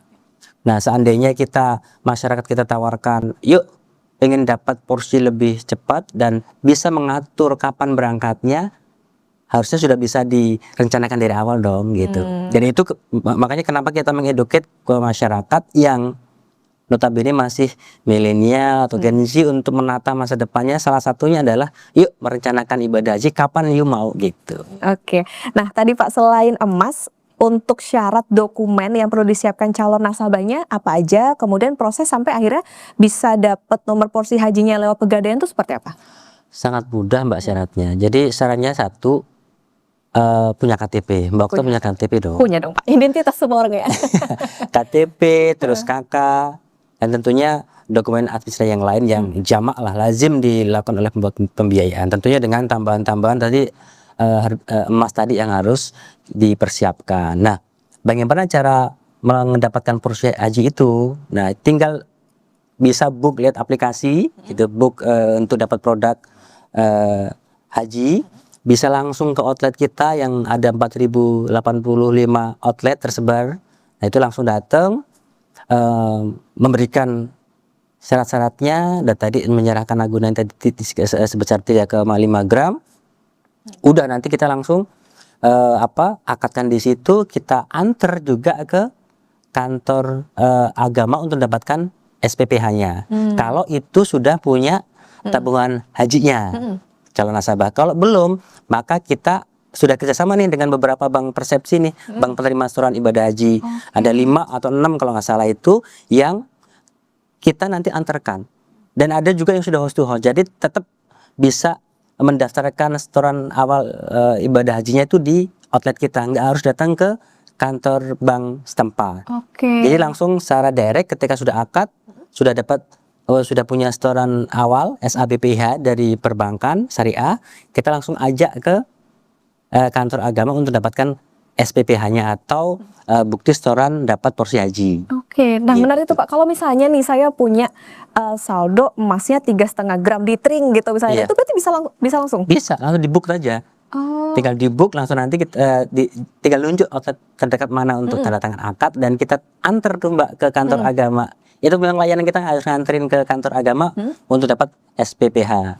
Apalagi tadi ada 4.000 lebih outlet ya Pak? Iya, tinggal pilih gitu. Nah, yang jadi pertanyaan juga nih Pak, layanan ini udah sesuai dengan prinsip syariah dan fatwa DSN MUI belum Pak? Pastinya lah Mbak. Jadi untuk lembaga keuangan, baik itu perbankan, non perbankan, konteks dalam misalnya pegadaian, sebelum kita dapat license dari OJK selaku regulator, kita sudah harus punya izin prinsip dari Dewan Pengawas Syariah dulu. Jadi kita ada di fatwa DSN, Dewan Syariah Nasional nomor 92 tahun 2014, yang di situ kita diberikan ruang pembiayaan yang disertai rahan. Itu fatwa 92 yang mengizinkan kita untuk melakukan kegiatan pembiayaan haji. Jadi sebelum proses sampai ke regulator yang mengesahkan izin prinsip produk pembiayaan haji secara syariah itu harus terpenuhi dulu nih. Jadi masyarakat juga tidak terlalu tidak khawatir lagi dan yakin tentunya kalau produk pembiayaan haji Pegadaian itu sudah sesuai dengan syariah. Berbasis syariah.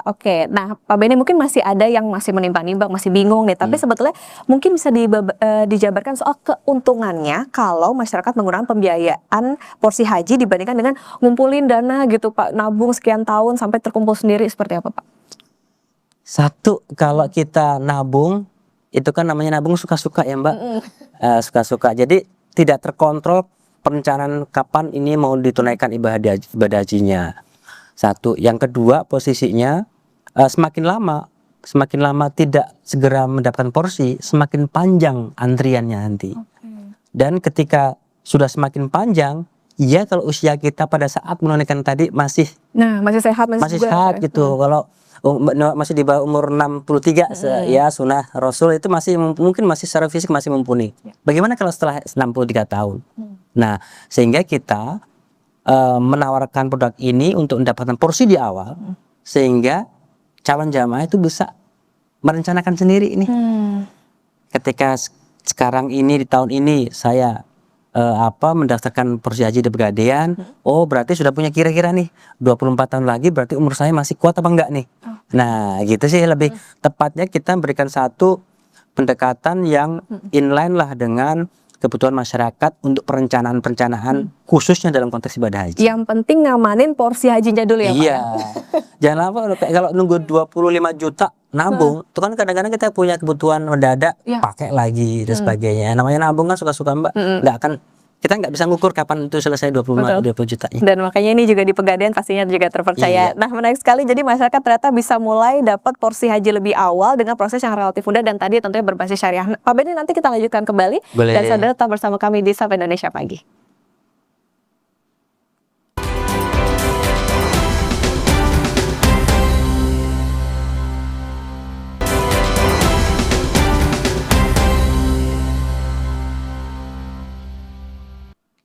Kembali di Sapa Indonesia Pagi Saudara, dan kita akan melanjutkan perbincangan bersama dengan Senior Vice President dari PT Pegadaian Bapak Beni Martina Maulan. Pak Beni, tadi kan kita udah mendengar bagaimana tadi mekanisme programnya, kemudian juga yang mungkin jadi pertanyaan juga soal bagaimana biaya, tenor, sampai tips supaya masyarakat bisa mempersiapkan haji lebih matang. Nah, untuk pembiayaan porsi haji ini, tenor atau jangka waktu angsurannya maksimal berapa tahun sih Pak? Kemudian juga sistem angsuran dan penghitungan biayanya di program ini seperti apa? Jadi kalau di kita itu tenornya dari mulai 12 bulan atau 1 tahun hingga 5 tahun atau 60 bulan.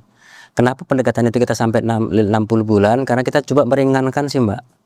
Meringankan angsuran bulanannya pada masyarakat atau calon jamaah. Apalagi sekarang ini banyak kan milenial yang mengajuin, yang sudah punya take home pay atau penghasilan bulanan. Ya kita mencoba untuk membantu itu sebenarnya. Konteksnya itu posisinya. Kalau sampai dengan sekarang kayak apa sih portofolionya? Saat ini kita sudah membantu masyarakat itu sekitar 88.900 calon jamaah yang sudah dapat porsi. Tinggal menunaikan saja gitu. Kalau dinominalkan ya 2,5 triliun lah kira-kira gitu. Memang ini masih kecil sehingga kita meningkatkan lagi intensitas untuk literasi sih tepatnya kepada tadi yang sekarang ini kan secara demografi 65% sudah milenial Gen Z. Jadi kita harus deketin segmen-segmen itu sih untuk bisa menawarkan perencanaan keuangannya. Salah satunya adalah untuk kapan sih mulai menata perencanaan menunaikan ibadah haji. Oke, jadi pilihannya ini juga bisa jadi pertimbangan ya Pak ya untuk mempertimbangkan kemampuan masing-masing juga. Disesuaikan. Oke, nah ini Pak, masyarakat ini takut ada biaya tersembunyi. Nah, komponen biaya apa yang perlu diketahui oleh nasabah, dan apakah boleh Pak misalnya tiba-tiba dapat uang gede langsung dibom gitu, langsung dilunasin, itu supaya tenor cepat selesai itu bisa juga Pak? Iya, bisa juga. Kita sangat transparan kok Mbak. Jadi pada saat akad biaya-biaya apa sih yang menjadi kewajiban dari calon jamaah kita itu harus dibunyikan di dalam akad. Ya kalau kita kemas ada hanya biaya administrasi sama biaya mu'nah atau biaya pemeliharaan barang jaminan. Itu aja dalam kewajiban dari calon nasabah. Selebihnya itu di pokoknya yang diangsur. Jadi sangat transparan kita dalam memberikan satu informasi akad, apalagi kita dalam berbasis syariah. Kita harus menginformasikan semuanya gitu.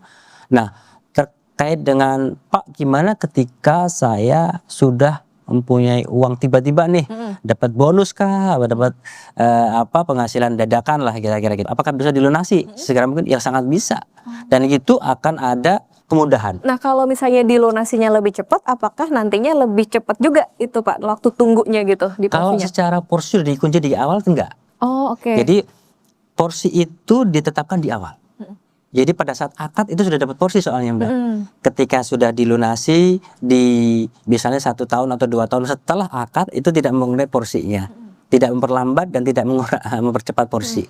Jadi sudah di porsi itu dikunci di awal. Oke, tapi paling nggak udah secure lah Pak ya, rasanya, karena udah selesai nih gitu cicilannya.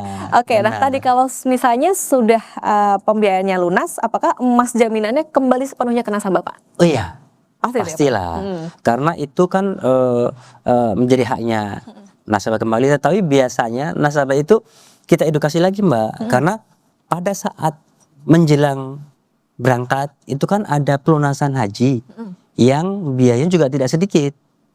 Nah itu kita edukasi dalam bentuk yuk mulai menabung atau nyicil emas untuk nanti pelunasan loh gitu. Jadi banyak nasabah kita itu yang Pak nggak usah saya lunasi, saya titip aja, nggak saya ambil barang jaminan, nggak saya titip aja di Pegadaian. Banyak kan begitu Mbak. Satu lebih secure mungkin, lebih aman di atas Pegadaian kan tempatnya juga representatif.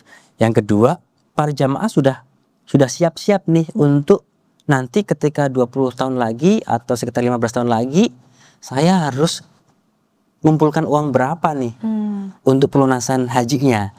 Nah kami juga memberikan informasi nih, memberikan saran, masukan. Yuk Bu, kalau sudah selesai kewajiban pembiayaan hajinya, yuk nabung emas yuk, nyicil emas yuk. Jadi kita bundling misalnya 2, 1 pembiayaan emasnya, yang kedua cicilan emasnya, untuk bisa nanti pada saat waktunya itu sudah tidak repot-repot lagi untuk pelunasan hajinya. Oke, apalagi kan lagi-lagi emas ini instrumen investasi yang safe haven ya Pak ya. Benar. Oke, nah Pegadaian kan juga punya nih Pak pembiayaan porsi Haji Plus. Nah ini bedanya sama yang reguler itu seperti apa?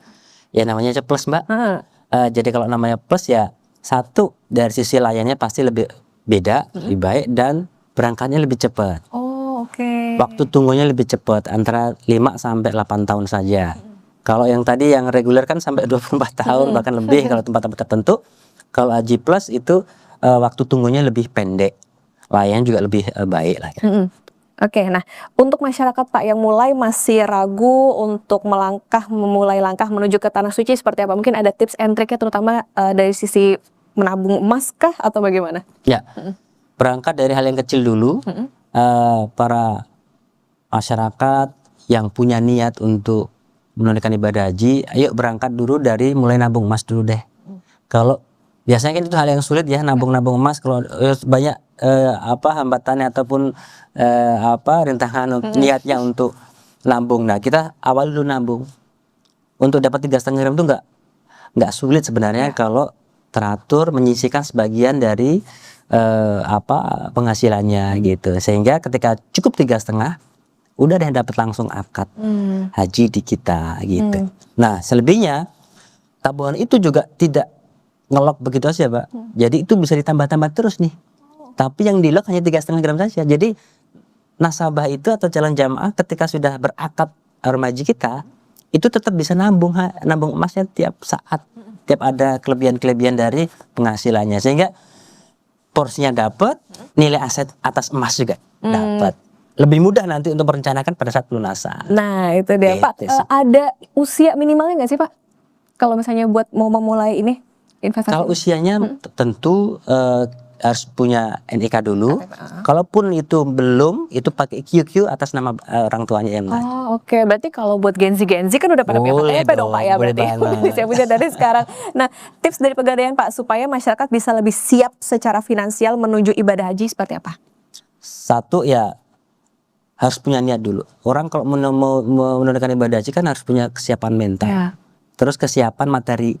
Makanya kan di agama Islam tuh kalau menunaikan ibadah haji bagi yang mampu. Mampu dari si fisiknya, mampu dari materinya, sehingga masyarakat atau calon jamaah yang sudah dapat pembiayaan haji kita itu secara tingkat ekonomianya itu pasti mampu, dan secara perencanaan finansialnya lebih terukur Mbak, karena dia sudah mempunyai perencanaan kok. Sehingga untuk mencukupi itu kan pasti harus ada giroh atau semangat untuk menyelesaikan segala kewajiban yang disertai pada saat menunaikan ibadah haji. Oke, ini tentunya jadi inovasi juga dari PT Pegadaian untuk pembiayaan porsi haji ini bisa menyiapkan masyarakat lebih mudah lagi perencanaannya dan juga bisa jadi solusi dan pilihan juga ya Pak ya untuk nantinya menunaikan ibadah haji dengan mantap dalam penyiapan finansial. Terima kasih Pak Beni Martina Maulan, Senior Vice President PT Pegadaian sudah bersama di Sapa Indonesia Pagi. Sehat selalu Pak Beni. Amin, makasih Mbak. Dan saudara tetap bersama kami di Sapa Indonesia Pagi. Usai jeda kami akan kembali.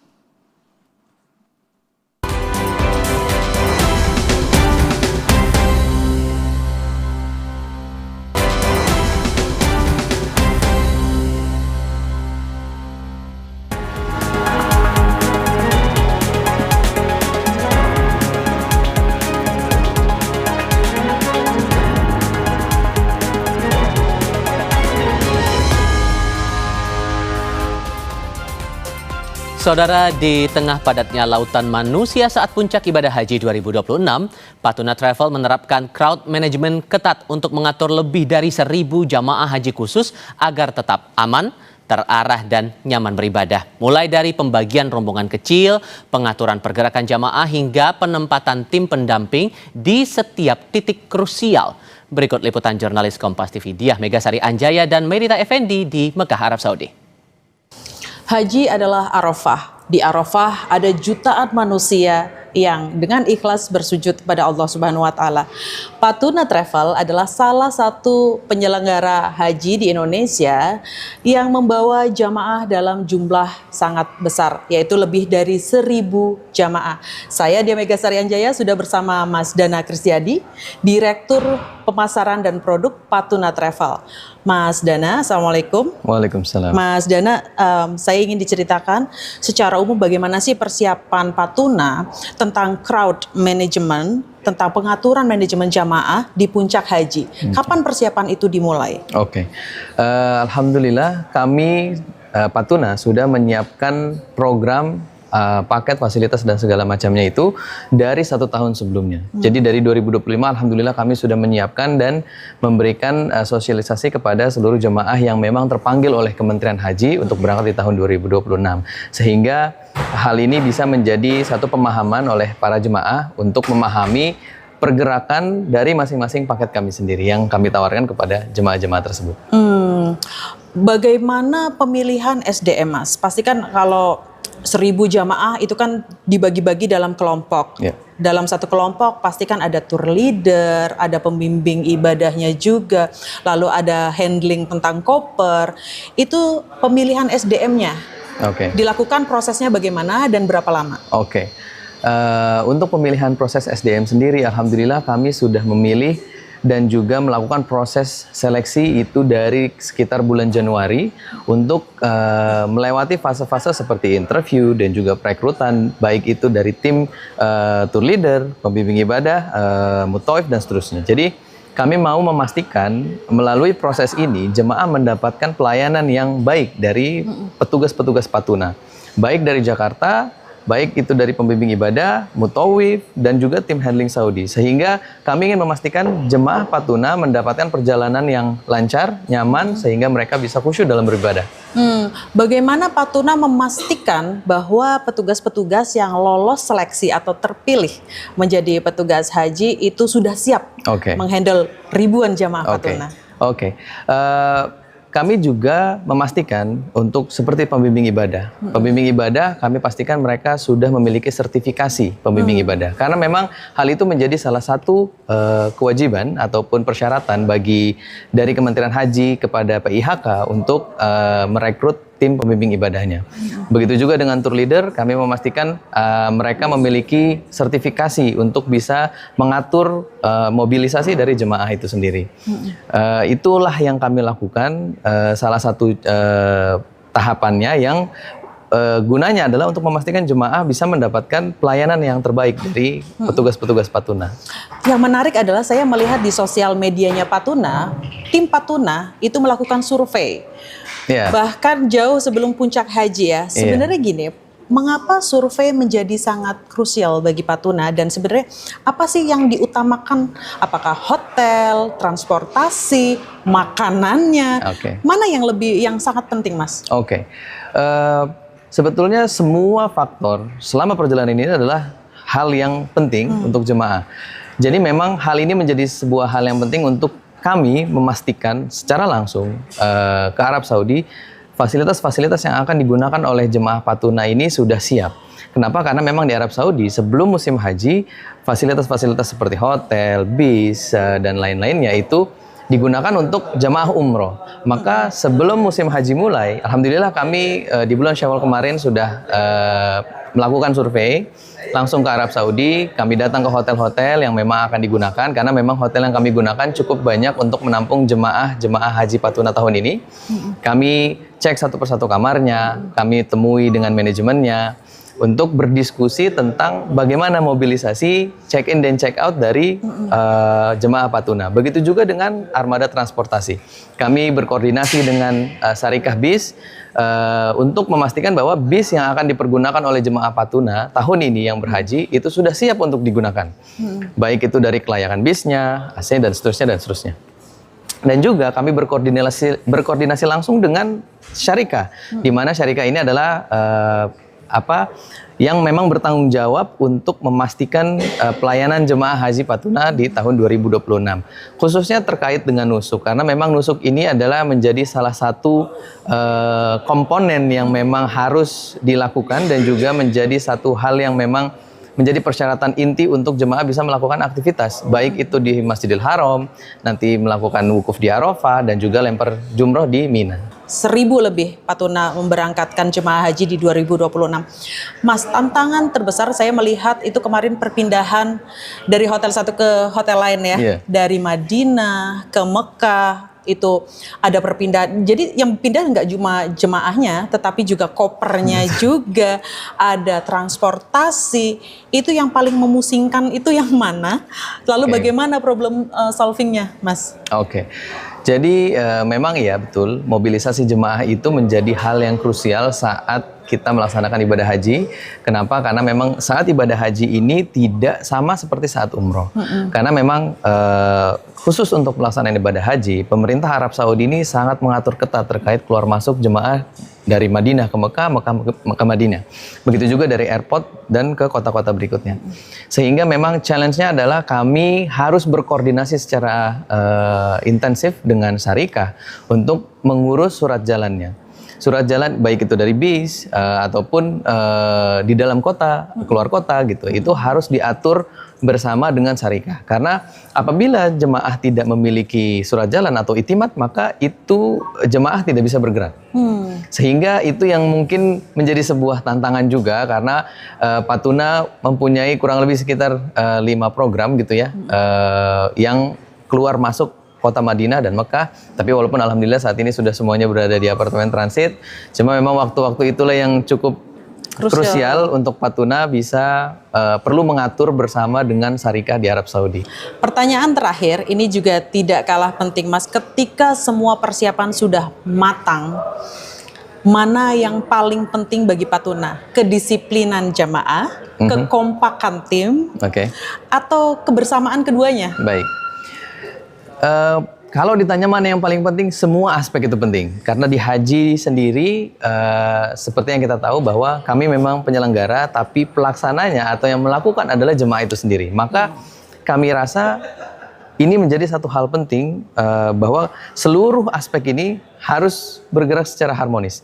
Dalam tanda kutip maksudnya adalah tim Patuna harus kompak. Tim Patuna juga harus berkoordinasi dengan baik, baik itu secara internal ataupun eksternal, baik ke Syarikah, ke BIS dan seterusnya. Karena memang itu menjadi satu hal yang krusial. Begitu juga dengan koordinasi dengan jemaah itu sendiri. Dan jemaah itu pun juga diharapkan bisa menyesuaikan dengan program yang sudah dibuat. Kenapa? Karena memang program ini kami berusaha untuk menyesuaikan dengan kebijakan yang ada, kondisi dan situasi di lapangan dan seterusnya. Sehingga semua komponen ini menjadi hal yang penting untuk kita semua bisa melaksanakan ibadah haji dengan nyaman dan tenang, baik dari sisi jemaahnya ataupun kami sebagai penyelenggara. Baik, begitu panjang proses yang disiapkan, mulai dari survei, memastikan semuanya disiplin, kompak. Mudah-mudahan haji 2026 sangat lancar dan semuanya juga ikhlas. Saya Diah Megasari Anjaya bersama Mas Dana Kristiadi, Direktur Pemasaran dan Produk Patuna Travel. Terima kasih.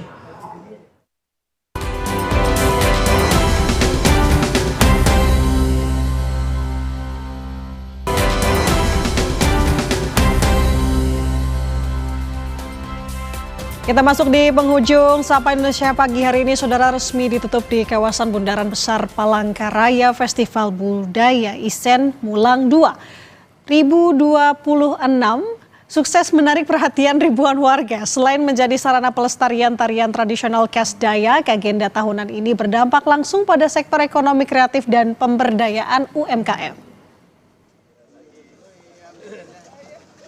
Bundaran Besar Kota Palangkaraya, Kalimantan Tengah dipadati ribuan warga yang menyaksikan langsung acara penutupan Festival Budaya Isen Mulang atau FBIM. Agenda yang berlangsung sejak 17 Mei lalu ini menjadi rangkaian hari jadi ke-69 tahun Kalimantan Tengah dengan menampilkan kekayaan seni budaya termasuk pertunjukan tarian tradisional khas Dayak.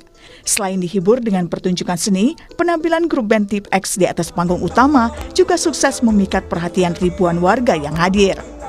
Acara malam ini seru banget dan sangat meriah banget ya, dan semuanya tersusun dengan rapi dan terbukti juga semua warga Kalteng sangat antusias untuk ikutin acara penutupan FBIM FBIM hari ini, malam ini. Seru, hiburan buat masyarakat. Semoga Bapak Gubernur sering mengadakan event-event seperti ini.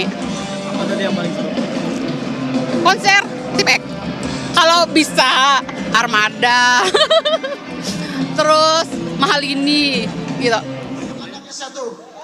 Di balik kemeriahan yang aman dan kondusif sepanjang gelaran menjadi bukti nyata bahwa falsafah hidup Huma Betang yang mengutamakan toleransi, gotong royong, dan kebersamaan telah melekat erat pada masyarakat Kalimantan Tengah. Semangat Huma Betang ini pula yang terus digaungkan oleh Gubernur Kalimantan Tengah Agustiar Sabran sebagai inspirasi bagi generasi muda agar tidak sekali-kali melupakan sejarah. Tentunya kami mengajarkan kepada anak-anak muda hal begini menjadi inspirasi ya. Jangan sekali-kali merupakan sejarah. Ini bilang Pak Gubernur Bung Karno ya, jas merah jangan sekali merupakan sejarah ya. Tak hanya menjadi ajang pelestarian budaya, FBIM juga sukses mendorong perputaran ekonomi lewat dibukanya UMKM yang menyajikan berbagai produk lokal dan kuliner khas sehingga mampu mendongkrak pendapatan para pelaku usaha masyarakat Kalteng. Tim Liputan, Kompas TV, Palangkaraya, Kalimantan Tengah. Kami harap Anda tetap di Kompas TV. Sebentar lagi kami hadirkan breaking news Puncak Haji 2026. Doa kami sekali lagi yang terbaik untuk para jamaah kita, terutama jamaah haji Indonesia. Untuk saat ini di Sapa Indonesia Pagi, kami tutup dulu ya. Saya Tifal Solesa. Saya Nanda Aprilia pamit undur diri. Terima kasih atas kebersamaan Anda. Sampai jumpa. Selamat pagi.